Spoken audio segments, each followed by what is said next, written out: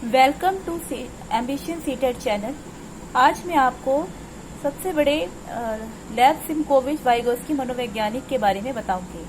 इन्होंने सिद्धांत दिया था सामाजिक और संस्कृति का और जन्म हुआ था 1896 रूस में। इन्होंने जो बात की है वो सामाजिक और संस्कृति के ऊपर बात करी है। इन्होंने कहा है कि बच्चे का जो विकास होता है उस पर सामाजिक और संस्कृति का बहुत गहरा प्रभाव पड़ता है। इनका सिद्धांत बालक के संज्ञानात्मक विकास पर आधारित था। मैं इसमें आपको पॉइंट वाइज समझा रही हूँ, जो एग्जाम में बिल्कुल एग्जैक्टली ऐसे ही पूछे जाते हैं और आपको ये फट से आंसर दे देना। इनका सिद्धांत निर्माणवाद पर भी आधारित है। अब आप पूछेंगे कि निर्माणवाद होता क्या है, कि जैसे कि बच्चा अगर किसी भी उसके आसपास का जो वातावरण है, अगर अच्छा वातावरण माहौल मिलेगा उसे तो वो अच्छा ही बनेगा, और अगर एक गलत वातावरण मिलेगा तो बच्चा गलत ही बनेगा। मान लीजिए कोई चोर का बच्चा है और उसको लेकिन हमने एक अच्छा माहौल दिया तो वो चोर नहीं बनेगा। अगर उसको डॉक्टर बनना है, अगर डॉक्टर का माहौल मिला तो वो डॉक्टर जैसे बनने की कोशिश करेगा। और मान लीजिए कि कोई वही डॉक्टर का बच्चा अगर वो किसी गलत संकट में फंस गया तो वो गलत ही बनेगा। थर्ड है, बालक के सीखने की प्रक्रिया को सामाजिक अंतःकरण में होता है, यानी कि बालक अपने आप से, अपने मन से सीखता है, अपने आप से बातें करता है, सही गलत की उसे पहचान होती है। बच्चे पे संस्कृति का बहुत गहरा प्रभाव पड़ता है।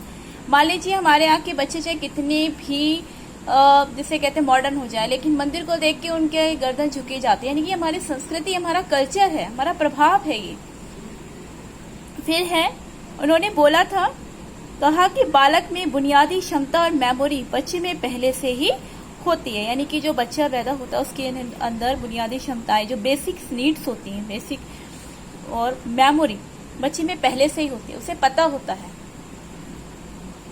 इनके अनुसार विकास प्रक्रिया सामाजिक प्रक्रिया से पीछे रह जाती है। इन्होंने बोला है कि विकास प्रक्रिया में सामाजिक प्रक्रिया से पीछे रह जाते हैं, यानी कि बहुत ही इंपॉर्टेंट पॉइंट है, इसको आप नोट कर ले, दिमाग में डाल लें कि वाइगोत्स्की ने बोला है कि सामाजिक प्रक्रिया पहले होती है, विकास प्रक्रिया बच्चे में बाद में होती है, यानी कि समाज का उस पर प्रभाव ज्यादा से ज्यादा पड़ेगा।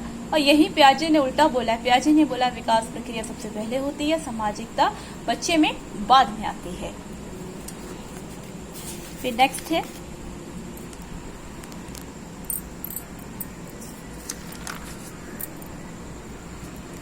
इन्होंने महत्वपूर्ण संपत्ति दिए हैं। वाइगोत्स्की ने 3 थ्योरीज दी हैं इन्होंने। सबसे पहले दी है मोर नॉलेज अदर्स, जिसे हम MKO यानी कि हिंदी में इसे बोलते हैं अधिक जानकार अन्य के नाम से भी जानते हैं। इसमें क्या होता है कि बच्चे को पहले से कोई नॉलेज होती है, और अगर हम उसे और नॉलेज उसी चीज के ऊपर अगर हम बताएंगे ना तो वो बोर हो जाएगा। वो कहेगा क्या है ये, मुझे नहीं समझना है, मुझे पता है, आई नो। वहीं पे ZPD जोन, जिसे सबसे ज्यादा पूछा जाता है, संभावित विकास का क्षेत्र कहते हैं, और स्कल फोल्डिंग यानी कि ढांचा निर्माण। ZPD जोन जो होता है वो क्या कहता है कि बच्चा word the learn the could understand, वो क्या सीखे, यानी कि जिस चीज को वो जानता है उसके बारे में और सीखे, जिसके बारे में वो नहीं जानता है उसके बारे में सीखे। जिसमें बच्चे को कुछ भी नहीं पता होता ना, तो वो भी उसे समझने में बोर लगता है।